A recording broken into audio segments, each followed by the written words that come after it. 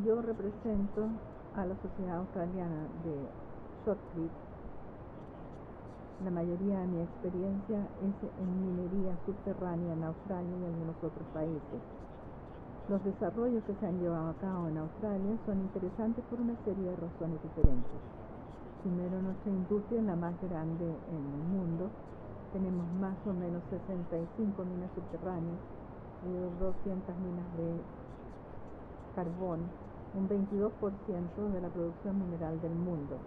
Sin embargo, 100.000 personas que trabajan en minas metalíferas y 60.000 en minas de carbón. Por lo tanto, la industria más grande del mundo en términos de producción y una de las más importantes en términos de operadores. Es innovador, no tenemos reglamentos que sean impuestos a la industria aparte de las básicas, que nadie se mate o se termine lesionado y que se dé hacer una utilidad. En cuanto a la macro manejo, las compañías se dejan para que se desarrollen según ellas establezcan. La innovación es muy importante y las compañías mineras continuamente están mejorando las condiciones bajo las cuales las operaciones se llevan a cabo, y esto ha resultado en buenos avances en la tecnología y los procedimientos, y esto es de lo que yo voy a hablar hoy día. Básicamente, la introducción de este hormigón proyectado en la industria subterránea minera ha sido el desarrollo más importante en la historia de la minería en cuanto a seguridad. Ningún otro desarrollo ha llevado a una mejora de esta naturaleza en la seguridad de los trabajadores, como la introducción de este shotcrete con fibra. La mayor parte del ímpetu ha sido económico en este caso, una mejor forma de estabilizar el terreno que el uso de las mallas o cualquier otro método de apoyo a la superficie. Otras consideraciones, especialmente la seguridad, es muy importante en términos de la reputación de una compañía y los costos a la compañía. En Australia, por ejemplo, el costo de la compensación a las familias, a los trabajadores, es muy alto, y hay un cierre en la producción compulsivo cada vez que una persona es lesionada o ha muerto, lo cual lleva a costos muy altos para las compañías mineras. Esto ha creado el ímpetu para la compañía para que ésta busque reducir el número de lesiones y muertes en minería, y la reducción ha sido espectacular, como ustedes verán pronto. Por un número de razones que revisaré en la próxima hora, las fibras macrosintéticas ofrecen la mejor forma de reforzar el shotcrete para operaciones subterráneas, en comparación con el uso de fibras de acero o malla de acero, y ustedes verán por qué. El Buró de Minas de Australia Occidental ha estado monitoreando muertes y lesiones en excavaciones subterráneas durante los últimos 70 años y han recopilado una gran cantidad de datos sobre cada accidente que ha ocurrido. El resultado de esto es que la influencia de las prácticas y de las operaciones en las tasas de muerte y de lesión son muy bien entendidas en la minería subterránea. Y vemos en este gráfico de acá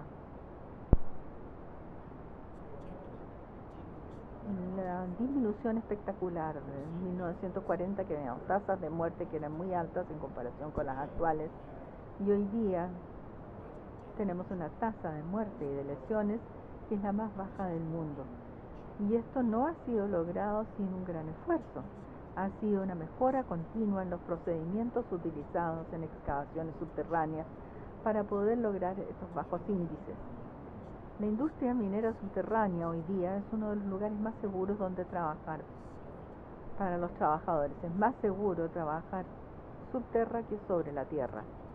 Es difícil de creer, pero sobre la tierra la construcción es mucho más peligrosa para los trabajadores que utilizan máquina o hacen cualquier cosa. Y la mayor parte de las muertes que ocurren en forma subterránea se deben a accidentes de tráfico, a fusión eléctrica y a un aplastamiento por maquinaria. El número de muertes es solamente 1 a 2 por año por caída de rocas para más de 100 personas que trabajan en la industria, lo cual es una reducción realmente importante si lo comparamos con las muertes 50 o 20 años atrás.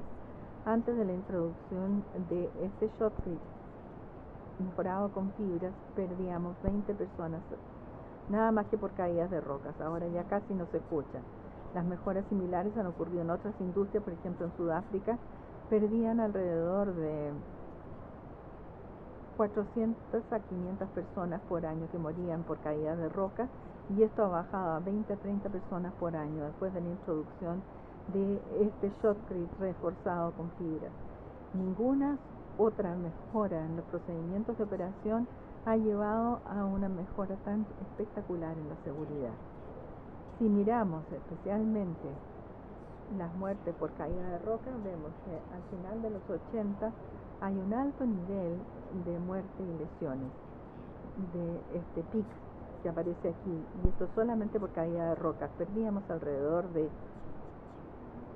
números considerables de muertes y lesiones simplemente a rocas que caían sobre la gente.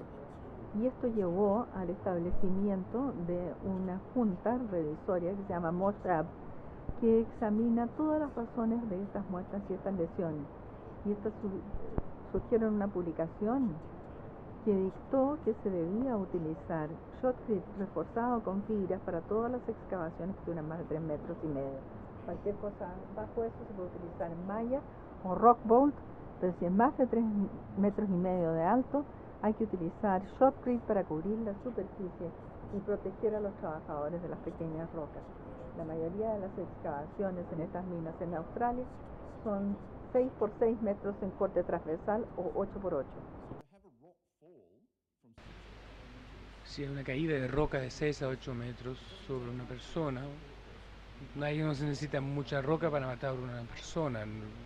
Si son 5 a 10 kilos, fácilmente matan a una persona. Y ese es el motivo fundamental por qué es tan importante el shotcrete en excavaciones más grandes.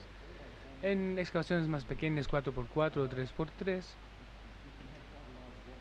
puedes tener bastante caída de roca y eso no causa lesiones tan terribles, pero en excavaciones más profundas también rocas más pequeñas pueden ser fatales. Este es el documento que tenemos ahora, MOSHAB, y lo que se aplicó en Australia Occidental ahora se aplica en todo el país por la mejora tan fantástica en la seguridad. Comparado con mallas de acero, eso permite usar mallas de acero, pero por razones económicas el uso de la malla lo hemos visto que no es competitivo. El motivo principal es que cuando se cubre el piso con mallas hay hoyos que se deben llenar con hormigón porque hay que cubrir la malla completamente en hormigón.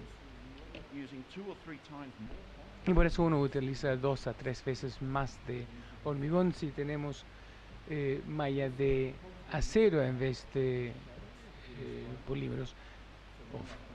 Entonces si uno aplica el concreto sobre el piso y impacta sobre la malla, comienza a vibrar. Entonces la cantidad de rebote que se genera cuando se utiliza malla de acero que cuando uno tiene hormigón armado con fibra. Todos estos factores han llevado a que la industria minera en Australia utilizan 100% de fibras macrosintéticas. Se trabajó durante varios años con fibras de acero, pero han desaparecido completamente por problemas con corrosión, costos más altos y también fragilidad. Las fibras de acero pierden rendimiento con los años y por este motivo, especialmente en la minería, han desaparecido. Hay que recordar que el shotcrete se utiliza para el apoyo de superficies entre las rocas. Es una capa pequeña, entre 50 a 75 milímetros de grosor, máximo 100 milímetros. Eso es todo lo que se utiliza sobre la superficie. Eso es insuficiente para soportar el piso. Los rock bolts son el método fundamental de soporte de suelo. Cuando se utiliza el shotcrete, solo uno está estabilizando el piso entre los bolts. Y estos están a una distancia de 1 metro a 1,5 metros. Y entonces, entre medio, el shotcrete estabiliza el piso y también ayuda a prevenir que todo el piso se deshaga, que puede ocurrir en algunas condiciones. Y si los bolts, la colocación de esos bolts no está bien hecho, se puede generar un problema, como vemos acá en la fotografía. Uno de los problemas que muchas veces hay en las excavaciones, que hay fricción insuficiente. Tenemos unas varas de acero huecas que se expanden en el piso y se necesita una fricción entre el suelo y la vara para que la roca no se caiga. Y la mayor parte de las fallas que se han producido se deben a una falla en el anclaje de estas varas. Así que es importante recordar que cuando se utiliza el shotcrete se tienen que utilizar estas varas de acero. No es el shotcrete que estabiliza los suelos, y estas varas tienen que ser suficientemente largas y tienen que estar bien ancladas para estabilizar el piso. ¿Qué hace el shotcrete entonces en una aplicación en roca dura? Básicamente voy a hablar ahora sobre el comportamiento temprano, mediano y a largo plazo del shotcrete reforzado con fibras. Si nosotros aplicamos sobre un piso recién excavado, uno remueve todas las rocas que han sido sacados por la explosión, y luego hay que sacar toda la roca suelta. Primero, eso se puede hacer manualmente con varas de acero, o se hace con una perforadora jumbo. Entonces uno primero saca todas las rocas, se caen sobre el piso, se remueve todo el material y luego se aplica el shotcrete. Si tienen un piso relativamente estable, la velocidad con la cual se hace eso no importa mucho. Va a tomar a veces días hasta que el piso esté en condiciones. Pero a veces también es necesario que uno tenga que aplicar el shotcrete muy rápidamente. Y eso puede ser, por ejemplo, a veces una hora después de una explosión, para remover la roca.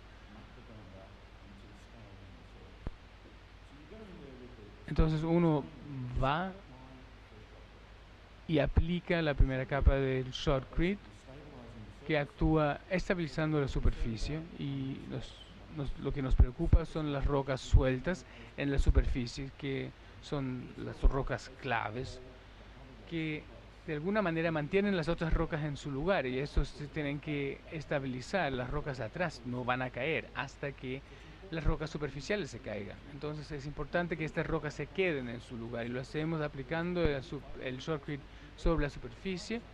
Hay un refuerzo de fibras, pero no son efectivos si el shotcrete es muy joven. El shotcrete tiene que tener como 5 a 10 megapascal en fuerza hasta que las fibras realmente comiencen, trabajen. Entonces uno al principio se tiene que confiar solo en el shotcrete, y para eso se necesita también el acelerador. Sin acelerador es demasiado débil, entonces agregamos el acelerador para reforzar o endurecer el shotcrete para que mantenga estas rocas en su lugar. La experiencia de los últimos 10 años ha demostrado que la mayoría de las muertes y lesiones que han ocurrido en la mina ocurren en las primeras 12 horas, y la mayoría de estos accidentes ocurren porque se caen estas rocas, que se caen junto con el shotcrete, o es el shotcrete que se cae. Y una placa grande de shotcrete puede pesar 200 kilos y eso es suficiente para matar a una persona. Entonces es importante que nadie camine por debajo del shotcrete recién aplicado. Hay procedimientos que se han desarrollado como mantener la seguridad con el shotcrete recién aplicado, y la mayor parte de las muertes se han creado cuando la gente camina, o han ocurrido cuando la gente camina debajo de la capa recién aplicada. Una práctica aceptada ha sido desarrollado para el shotcreting en ciclos. Entonces ahí se aplica el shotcrete avanzando 2-3 metros con técnicas de tronaduras. Se saca la roca, se comienza a aplicar el shotcrete y nosotros seguimos este procedimiento. Primero tenemos que hacer un escalamiento de la superficie. Hay que remover las rocas con una barra o con un jumbo. Se aplica el jumbo con pequeñas perforaciones, se sacan todas las rocas y se sacan los peligros más obvios. Después hay que humedecer el piso, hay que humedecer la superficie, porque si es seco va a sacar agua del concreto. Entonces hay que humedecer la superficie. Si es un suelo muy absorbente, hay que aplicar mucha agua para que la superficie del suelo esté húmeda. Dejen que se drene para que no haya agua en la superficie y luego aplique el shotcrete. Primero hay que llenar todas estas cavidades pequeñas que hay y después se aplica el shotcrete de manera uniforme sobre la superficie con el grosor que es requerida, y ese grosor está en general entre 50 a 75 milímetros, y en algunas superficies más complicadas puede ser hasta 100 milímetros. Cuando haya terminado la aplicación, nadie está autorizado a caminar por debajo de este shotcrete aplicado fresco. Hay que esperar un tiempo hasta que el hormigón tiene suficiente fuerza para que pueda realmente estabilizar la superficie y que son capaces de resistir la perforación para las varas. El shotcrete simplemente estabiliza el suelo entre estas varas. Si uno perfora demasiado temprano, el agua que se utiliza para enfriar el jumbo va a lavar o enjuagar, sacar el concreto. Entonces tiene que fraguar lo suficiente para que resista el agua. Al final de cada vara hay una placa que mantiene el hormigón en el lugar. Hay que colocar la placa por arriba del concreto. No tiene ningún sentido que la placa se ponga por debajo del hormigón, porque ahí se va a caer simplemente cuando una gran roca se pone inestable. Hay que colocar la placa por encima del hormigón y después hay que tensar la vara. Si el hormigón es demasiado fresco, la placa lo va a remover. Entonces es importante esperar lo suficiente hasta que se haya endurecido lo suficiente el hormigón. Al colocar las varas, nadie puede estar debajo del hormigón. El motivo es que la perforación es una de las condiciones más agresivas que el suelo experimenta, y la perforación va a mover las rocas sueltas. Entonces no hay nadie que pueda caminar ahí al instalar nuevas perforaciones. La máquina tiene que devolverse, salir por debajo del hormigón y colocar nuevas perforaciones si se colocan manualmente o hay una máquina automática.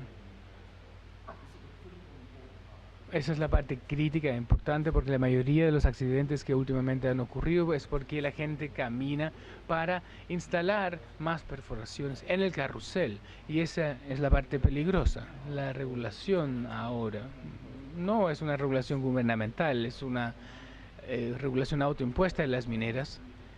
Es que nadie puede estar por debajo del hormigón antes de que el concreto haya alcanzado 1 megapascal de fuerza. Ahí uno se puede mover. Lamentablemente eso dura bastante hasta que el hormigón alcance el 1 megapascal. En un entorno frío, menos de 22 grados, pueden ser 6 a 8 horas hasta llegar a 1 megapascal, y eso es muy poco económico. Entonces hay mucha presión para ver cuánto más temprano podemos comenzar a trabajar. Ahora se acepta que 0,6 megapascal es el momento donde uno puede comenzar a utilizar máquinas debajo del shotcrete. Pero obviamente una gran roca que cae sobre la máquina cuesta cientos de miles de dólares porque los costos son muy altos. Entonces los trabajadores no van ahí, utilizan los jumbos hasta que llegue por lo menos a 0,6 megapascal. Y la experiencia ha demostrado que este uso de las máquinas es segura, y después se espera un poco más hasta que las personas pueden ir. Este es el procedimiento que ahora se acepta en la minería australiana y en muchas otras industrias para evitar muertes o lesiones entre los trabajadores. Quedan algunas preguntas abiertas sobre cómo calcular, por ejemplo, o cómo alcanzar la fuerza suficiente. Toma bastante tiempo para llegar a ello. Entonces, muchos trabajadores entienden mucho mejor ahora los mecanismos de falla, y el modo de falla muy tempranamente del shotcrete es el punching, que es la cizalla. Hay una zona local, pasa por el shotcrete, no hay una acción de fricción en el shotcrete. En este tipo de situación uno simplemente tiene que confiarse en la fuerza del shotcrete. Hay que tener suficiente fuerza en el shotcrete para evitar la falla de cizalla. Después uno cambia de la cizalla a la delaminación, donde el hormigón se cae de la roca, y ahí la flexibilidad del concreto se vuelve importante, y ahí las fibras o las mallas comienzan a trabajar bien. En una falla de cizalla, estas fibras no funcionan. ¿Cuál es la relación entre la fuerza del punching y la compresión? La de cizalla es difícil de medir, ya que necesita un equipo sofisticado y es difícil de hacer. Pero la fuerza compresiva es más fácil de medir. Hay penetrómetros para hacer la prueba. Hay una serie de dispositivos que se pueden utilizar para medir esta fuerza, esta resistencia a la compresión. Y este trabajo aquí ha sido hecho por un periodo de 5 años en muchas minas en el país y en el entorno del laboratorio, que ha costado $700.000 de generar estos datos para todo el trabajo que se emprendió en el campo. Ahora tenemos una buena comprensión de la relación y podemos ver que no importa qué tipo de fibra se utilice, ya sea esta de fibra o macrosintética o ninguna fibra, la relación entre la fuerza de cizalla, la resistencia de cizalla y la de compresión permanece. Y utilizamos esto para calcular cuál es la capacidad de un revestimiento de shotcrete. Esto se ha hecho por revestimientos hasta 100 milímetros en espesor, pero también funciona con revestimientos más espesos, más gruesos. Esto también es aplicable entonces a terrenos más blandos. Una vez que hemos pasado a las 12 horas o 24 horas iniciales, ¿qué pasa entonces? ¿Cómo se desarrolla la incapacidad del shotcrete? Como mencioné antes, cambia la resistencia al punching o a la perforación, y la capacidad de flexión del shotcrete pasa a ser muy importante. Un número de pruebas distintas han sido desarrolladas a través de los años para evaluar la capacidad a la flexión. Se han utilizado distintas desde 1996, y estas pruebas son poco confiables. Básicamente uno está midiendo el desempeño de una pequeña cantidad de hormigón que está en la grieta. El resto no participan. Entonces hay más o menos un 30% de variabilidad en el desempeño. Y esto no es útil porque cualquier cosa donde uno trata de medir el desempeño de un material y tiene el 30% de variabilidad, pasa a ser imposible. A través de los años, un número de otras pruebas han sido desarrolladas y las de placas ahora son las más comunes. Esta es la norma de la ASTMC C1550, utilizado en este país, desarrollado en Australia, ahora es una norma americana y se utiliza ampliamente en Sudamérica, en África y en grandes partes de Asia, Norteamérica y Australia.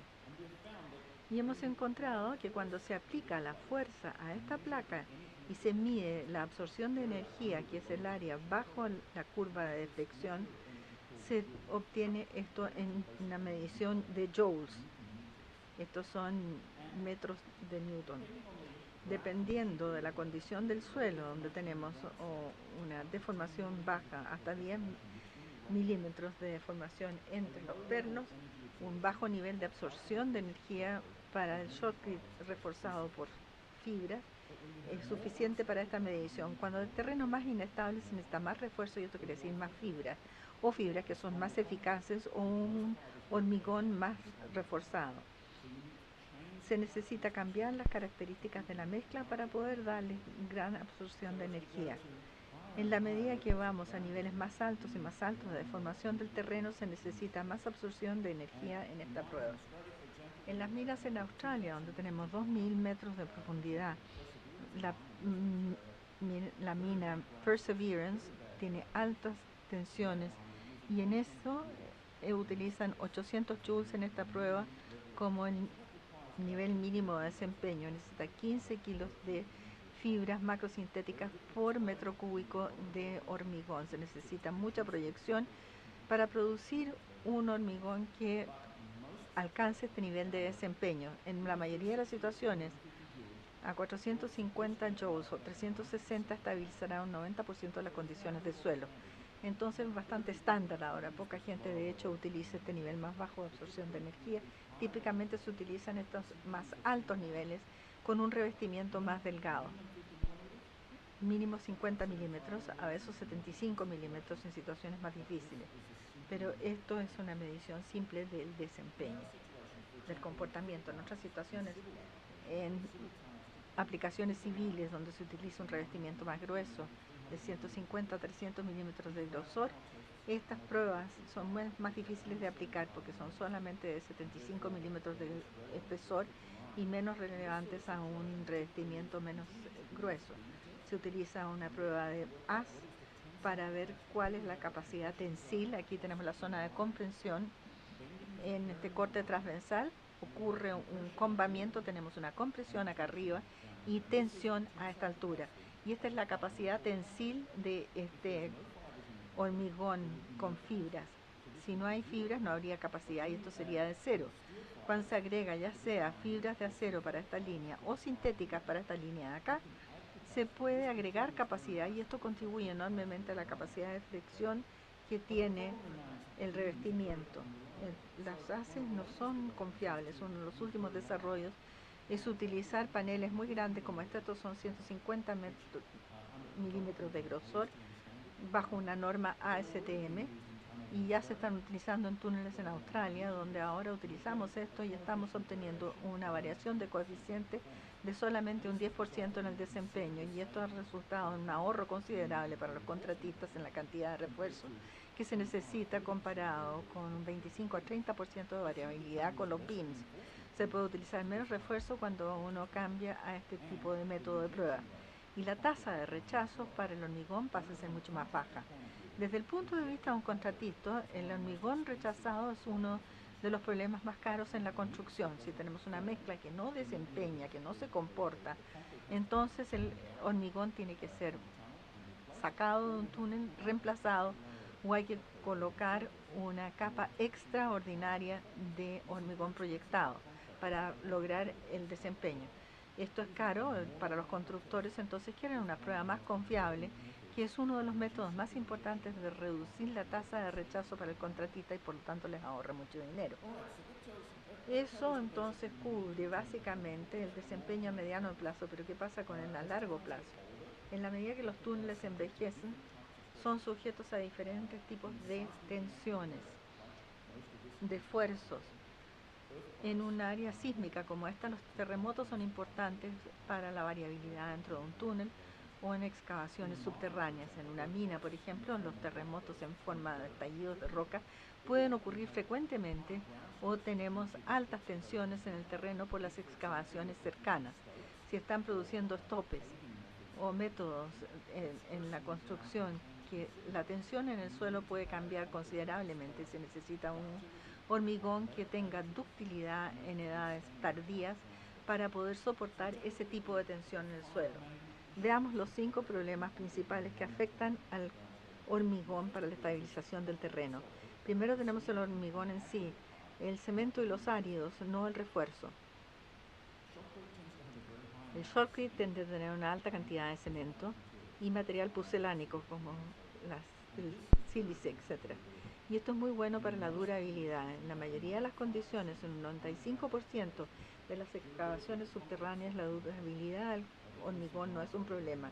Este sobrevive por un largo periodo de tiempo y ha estado en evaluaciones de túneles que se construyeron en los 50, los primeros túneles hechos con shotcrete, y el hormigón proyectado está perfecto. El problema es el refuerzo, porque el acero es la parte que se degrada con el tiempo y por lo tanto tenemos que ver este problema de la corrosión.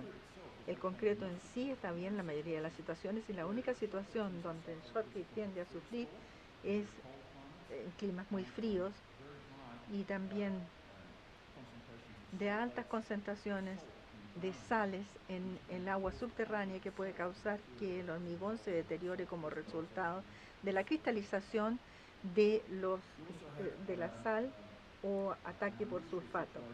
Tenemos una situación poco usual en Noruega, donde han construido un gran número de túneles bajo el mar para estar bajo los fiordos, donde la combinación de manganeso, de agua del mar y acero, de fibras de acero, ha producido una acción microbiana, bacteria, que ataca el hormigón. Y esto solo ocurre en la combinación de alto contenido de sal y acero. El refuerzo con acero en el caso del hormigón proyectado. Aquí el refuerzo es la única, sintético es el único que se utiliza para estos túneles bajo el mar o en lugares donde tenemos una alta concentración de sal por este problema, pero es una situación poco usual y no es aplicable en general. La ductilidad estructural es el segundo tema.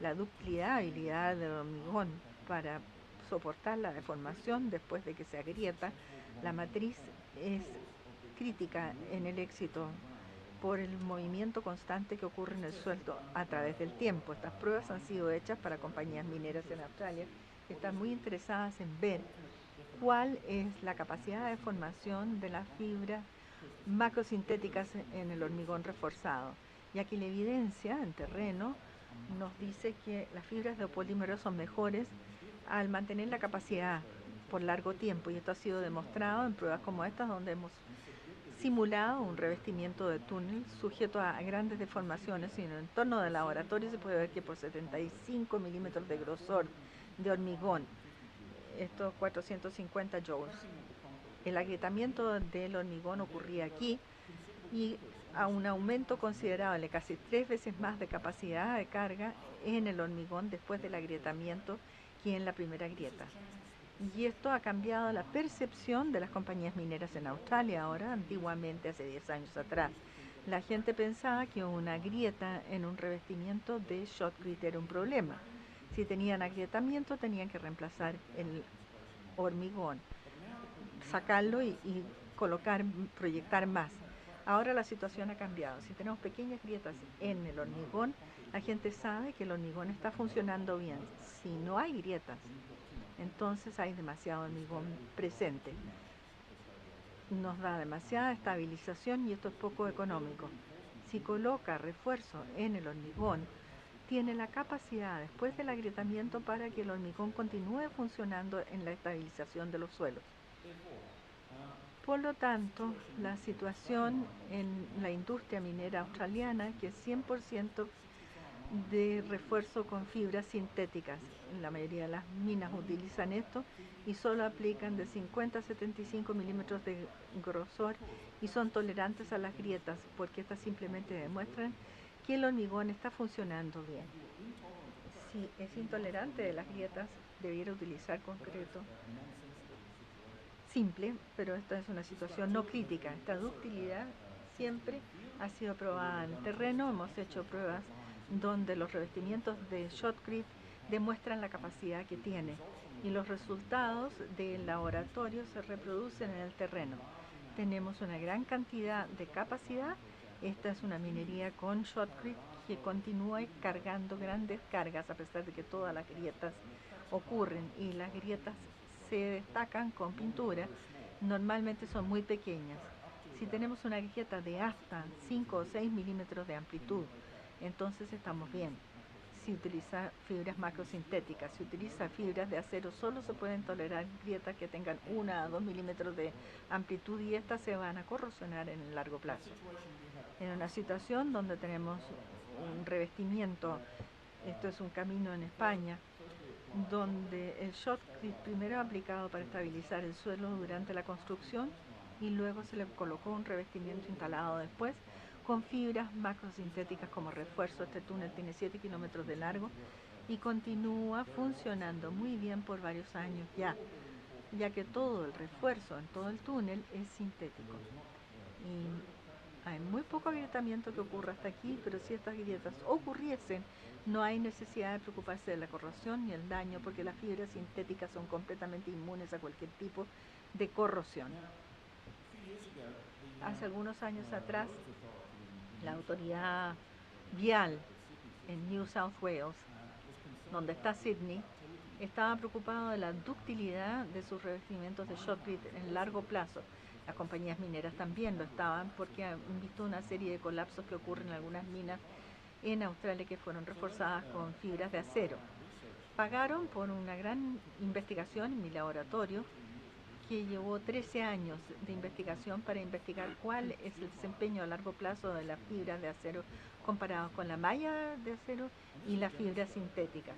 Y se ha demostrado que si se utilizan las fibras de acero, el desempeño cae con los años. La mayoría de las pruebas se hacen a los 28 días, control de calidad, y si se hace la prueba a los 28 días uno obtiene un desempeño satisfactorio. Con el buen desempeño en las fibras de acero uno quiere esta modalidad de falla. A medida que se abre la grieta, la fibra de acero tiene que enderezarse y salir del orificio en el cual está sentado en el concreto. Pero en la medida que el concreto envejece, la unión entre acero y hormigón aumenta y se ancla tan bien la fibra que se rompe. Esto quiere decir que en esta situación podemos tolerar grietas de 5 a 6 milímetros de amplitud, pero en esta situación solamente 1 a 2 milímetros. Después de eso se rompe completamente la fibra y no tenemos ningún refuerzo en el corte transversal. Cuando miramos qué significa esto en el desempeño, vemos el número de días, 28 a 26 días aquí. Con la mezcla de la fibra de acero hay un muy buen desempeño cuando se realiza el test de control de calidad, pero después el desempeño baja mucho y después de un año se ha perdido casi el 50% del desempeño de las fibras y es una situación bastante poco satisfactoria cuando hay terremotos o hay fuerzas en el suelo que se desarrollan más adelante y es típico para las minas. Y esta evidencia acá es uno de los motivos fundamentales por qué han desaparecido de la minería. Ahora todos utilizan fibras macrosintéticas porque la fibra macrosintética no cambia su modo de falla de un año a otro. Muestra el mismo desempeño que se mantiene con el tiempo y eso lo vemos en una situación minera en un hormigón reforzado con fibras de acero. El rendimiento al principio es muy bueno, mucha ductilidad cuando se necesita, pero mientras envejece se pierde el desempeño y hay una caída muy fuerte en la capacidad porque las fibras comienzan a romperse en vez de salir. Y esto con el test de viga, que es con una fuerza residual de 3 milímetros, que es típico. Si tenemos el rendimiento de 60, 90 días, el rendimiento es muy bueno. Tenemos casi 5 megapascal de fuerza residual, pero al llegar al año esto baja dramáticamente, porque el modo de falla cambia de un modo donde se sale la fibra al punto donde se rompe, y eso es devastador en relación a la estabilidad, porque uno no se puede confiar en el refuerzo, en el armado después de un tiempo, y para lugares donde hay terremotos esta baja en desempeño es dramática. Y por eso las fibras macrosintéticas se entienden como el armado eh, más relevante. Y aquí tenemos el rendimiento a largo plazo. Aquí da lo mismo si es shotcrete o si es hormigón convencional. Tenemos una ductilidad buena a 28 días, pero después de un año se pierde este desempeño porque uno cambia del modo de falla que había mencionado hacia el de ruptura, y aquí tenemos solo el 50% de capacidad que se tenía a 28 días, y eso no son buenas noticias. Otro problema es la corrosión. Todo el mundo sabe que se oxida el acero. La pregunta es cuán rápidamente.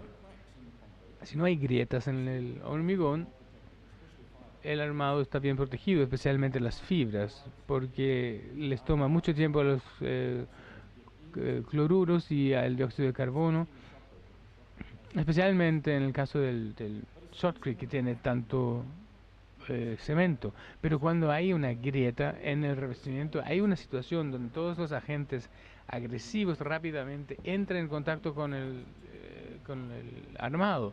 Y si uno piensa que las fibras tienen solo medio milímetro de diámetro, la pérdida de rendimiento es muy rápida. Así son investigaciones que se hicieron en Escandinavia, en Estocolmo, una situación frecuente con grietas en el revestimiento, agua que pasa, el agua subterránea tiene una cantidad de oxígeno, de sulfatos, etcétera, y así genera ataques muy agresivos sobre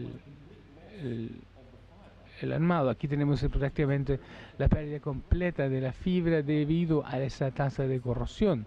Esa fibra estaba dentro del cemento y esa otra parte en la grieta, y eso ocurre en pocas semanas. Y muchos de los túneles se diseñan para que vivan 100 años. Entonces, si hay una grieta, la fibra desaparece en semanas, no en 100 años. Entonces, hay una pérdida total del armado a través de las grietas. Y así la integridad del túnel está comprometida. Entonces, el túnel no realmente puede seguir existiendo si ocurre esto. Y las fibras sintéticas no tienen este problema. Y esto es otro motivo porque yo creo que las fibras sintéticas son la opción más segura para el reforzado de túneles. Y ahora tenemos la afluencia o el creep, la deformación a largo plazo bajo una fuerza constante. Aquí están las fibras de acero que sufren muy pocas tasas de afluencia o de creep. Las fibras sintéticas tienen más creep, pero la tasa de creep depende del tipo de polímero que se usa y del procesamiento de estos polímeros. Las fibras de bajo desempeño sufren mucho creep, pero los polímeros con en 50% de capacidad, las fibras de polímeros de buena calidad, es decir, la deflexión de un túnel que se encuentra bajo un estrés, una tensión permanente, va a ser mayor con una fibra de polímero, pero eso afecta solo la deformación, pero no la seguridad, porque mientras las fibras sigan trabajando por encima de la grieta, se mantiene la capacidad. Si hay una ruptura de afluencia, ocurre cuando hay una carga sostenida durante mucho tiempo, un día va a colapsar. Eso ocurre con todos los materiales. Por eso tenemos factores de seguridad en el diseño de estructuras, y eso es uno de los motivos, porque si hay una fuerza permanente o una tensión permanente, en algún momento el hormigón va a fallar con el 75-80% de su capacidad estática. Uno no coloca 100% de la carga sobre la estructura y uno no espera que va a mantenerse portando esta carga por siempre. En el caso de las fibras sintéticas puede ser solo 60% de la capacidad a corto plazo sobre la estructura. En el caso de las fibras de acero es 75%, igual como el hormigón. En el caso de las fibras de acero tenemos una resistencia levemente mayor a la ruptura de afluencia, pero las fibras sintéticas cuestan la mitad que las de acero. Entonces se puede colocar más refuerzo y alcanzar una mayor capacidad estática. Entonces se puede superar este problema con más refuerzo del concreto si hay una fuerza que obra a largo plazo sobre la estructura. Resumen, el shotcrete reforzado con fibras ha revolucionado la seguridad en la excavación subterránea. Ninguna otra medida ha mejorado la seguridad de la misma manera. Si se utilizan procedimientos de operación seguros, uno puede reducir mucho las muertes y las lesiones, prácticamente a cero entre los trabajadores subterráneos. En un proyecto típico donde trabajan 100 personas bajo tierra, hay una bastante alta probabilidad que no haya lesión o muerte cuando se utilicen estos procedimientos. Finalmente, las fibras macrosintéticas, debido a la mayor resistencia a la corrosión, la mayor ductilidad, y dado que ellos mantienen su capacidad a largo plazo, son lo mejor para la seguridad en el desempeño a largo plazo. Muchas gracias por su atención.